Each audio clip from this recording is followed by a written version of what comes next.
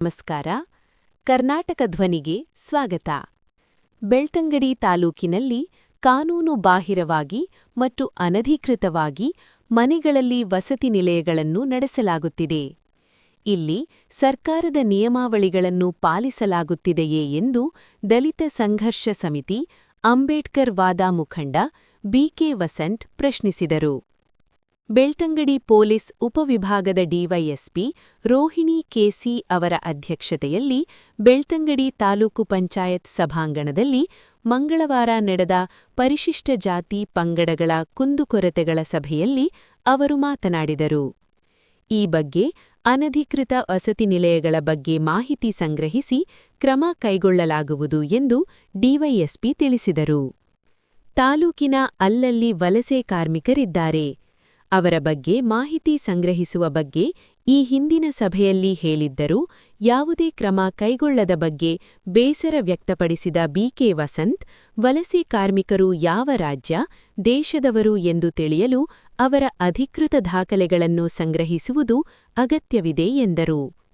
ಈಗಾಗಲೇ ರಾಜ್ಯದಲ್ಲಿ ವಿದೇಶಿಗರು ಅನಧಿಕೃತವಾಗಿ ವಾಸಿಸುವ ಬಗ್ಗೆ ಮಾಹಿತಿ ಬರುತ್ತಿದ್ದು, ಈ ಬಗ್ಗೆ ಪೊಲೀಸ್ ಇಲಾಖೆ ಗಂಭೀರವಾಗಿ ಪರಿಗಣಿಸಿದರೆ ಉತ್ತಮ ಎಂದರು. ಜಿಲ್ಲಾ ಪಂಚಾಯತ್ ಮಾಜಿ ಸದಸ್ಯ ಶೇಖರ್ ಕುಕ್ಕೇಡಿ ಮಾತನಾಡಿ, ಪರಿಶಿಷ್ಟ ಜಾತಿ ಪಂಗಡಗಳ ಅನುದಾನ ಉಪಯೋಗಿಸುವ ಎಲ್ಲಾ ಇಲಾಖೆಗಳ ಅಧಿಕಾರಿಗಳು ಕಡ್ಡಾಯವಾಗಿ ಸಭೆಗೆ ಹಾಜರಾಗಬೇಕು. ದಲಿತರ ಕುಂದುಕೊರತೆಗಳ ಸಭೆಗೆ ಅಧಿಕಾರಿಗಳು ಗೈರು ಹಾಜರಾಗಿ ಸಿಬ್ಬಂದಿಗಳನ್ನು ಕಳುಹಿಸುತ್ತಿರುವುದು ಸರಿಯಲ್ಲ. ಇದು ಕೂಡ ದಲಿತ ದೌರ್ಜನ್ಯಕ್ಕೆ ಸಮ ಎಂದು ಹೇಳಿದರು. ಇದಕ್ಕೆ ಧ್ವನಿಗೂಡಿಸಿದ ಹಿರಿಯ ದಲಿತ ನಾಯಕ ಸಂಜೀವ, ಪರಿಶಿಷ್ಟ ಜಾತಿ ಪಂಗಡಗಳ ಅನುದಾನ ವಿನಿಯೋಗ ಮಾಡದಿರುವುದು ಕೂಡ ದೌರ್ಜನ್ಯಕ್ಕೆ ಸಮ. ಅಂತಹ ಅಧಿಕಾರಿಗಳ ಮೇಲೆ ದಲಿತ ದೌರ್ಜನ್ಯ ತಡೆ ಕಾಯ್ದೆಯಡಿ ಕ್ರಿಮಿನಲ್ ಕೇಸ್ ದಾಖಲಿಸಬೇಕು ಎಂದು ಒತ್ತಾಯಿಸಿದರು. ಶಿರ್ಲಾಲು ಗ್ರಾಮ ಪಂಚಾಯತ್ ಮಾಜಿ ಅಧ್ಯಕ್ಷ ಪುಷ್ಪರಾಜ್ ಎಂಕೆ ಮಾತನಾಡಿ, ರಸ್ತೆಯ ಇಕ್ಕೆಲೆಗಳಲ್ಲಿ ಅಧಿಕೃತ ಮತ್ತು ಅನಧಿಕೃತವಾಗಿ ಫ್ಲ್ಯಾಕ್ಸ್, ಬ್ಯಾನರ್ಗಳನ್ನು ಅಳವಡಿಸಲಾಗುತ್ತಿದೆ. ಇದರಿಂದಾಗಿ ಹಲವು ಕಡೆಗಳಲ್ಲಿ ರಸ್ತೆ ಅಪಘಾತಗಳು ಸಂಭವಿಸಿವೆ. ಈ ಬಗ್ಗೆ ಸೂಕ್ತ ಕ್ರಮ ಕೈಗೊಳ್ಳಲು ಗ್ರಾಮ ಪಂಚಾಯಿತಿಗಳಿಗೆ ಸೂಚಿಸಬೇಕು ಎಂದರು.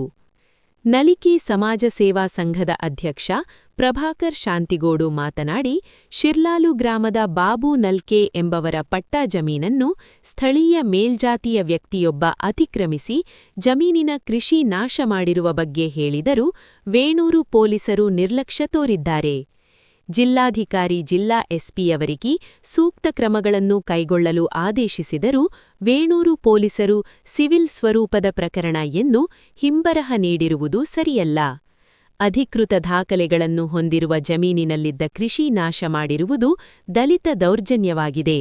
ಈ ಬಗ್ಗೆ ಸೂಕ್ತ ಕ್ರಮಗಳನ್ನು ಕೈಗೊಳ್ಳಲು ಒತ್ತಾಯಿಸಿದರು. ಈ ಬಗ್ಗೆ ಸೂಕ್ತ ಕ್ರಮಗಳನ್ನು ಕೈಗೊಳ್ಳಲು ಡಿವೈಎಸ್ಪಿ ವೇಣೂರು ಪಿಎಸ್ಐಗೆ ಸೂಚಿಸಿದರು. ದಸಂಸ ಅಂಬೇಡ್ಕರ್ ವಾದ ತಾಲೂಕು ಸಂಚಾಲಕ ರಮೇಶ್ ಆರ್ ಮಾತನಾಡಿ, ಈ ಹಿಂದೆ ಪ್ರಸನ್ನ ಕಾಲೇಜಿನಲ್ಲಿದ್ದ ದೈಹಿಕ ಶಿಕ್ಷಕನೋರ್ವರು ರಾಷ್ಟ್ರೀಯ ವಾಲಿಬಾಲ್ ಪಂದ್ಯಾವಳಿಯಲ್ಲಿ ಸ್ಥಾನ ದೊರಕಿಸಿಕೊಡುತ್ತೇನೆ ಎಂದು ಆಮಿಷ ತೋರಿಸಿ ನಗರದ ಕೆಲ್ಲಗುತ್ತು, ರೆಂಕೆದಗುತ್ತು ಪರಿಸರದ ಹಲವು ದಲಿತ ಯುವಕರಿಂದ ತಲಾ 8,000 ರೂಪಾಯಿಗಳನ್ನು ಪಡೆದುಕೊಂಡು ಮೋಸ ಮಾಡಿದ್ದಾರೆ ಎಂದು ಬೆಳ್ತಂಗಡಿ ಪೊಲೀಸ್ ಠಾಣೆಗೆ ದೂರು ನೀಡಿ 2 ತಿಂಗಳಾದರೂ ಯಾವುದೇ ಕ್ರಮ ಕೈಗೊಂಡಿಲ್ಲ ಎಂದು ಅಸಮಾಧಾನ ವ್ಯಕ್ತಪಡಿಸಿದರು. ನಲಿಕೆ ಸಮಾಜ ಸೇವಾ ಸಂಘದ ಮಾಜಿ ಅಧ್ಯಕ್ಷ ಸೇಸಪ್ಪ ಅಳದಂಗಡಿ ಮಾತನಾಡಿ, ಅಳದಂಗಡಿಯಲ್ಲಿ ಪೊಲೀಸ್ ಹೊರಠಾಣೆ ತೆರೆಯಬೇಕು. ಅಳದಂಗಡಿ, ನಾರಾವಿ ಭಾಗದಲ್ಲಿ ಯಾವುದೇ ಘಟನೆ ನಡೆದರೂ 15-20 ಕಿಲೋಮೀಟರ್ ದೂರದಲ್ಲಿರುವ ವೇಣೂರು ಪೊಲೀಸ್ ಠಾಣೆಯನ್ನು ಸಂಪರ್ಕಿಸಬೇಕಾಗಿದೆ ಎಂದರು.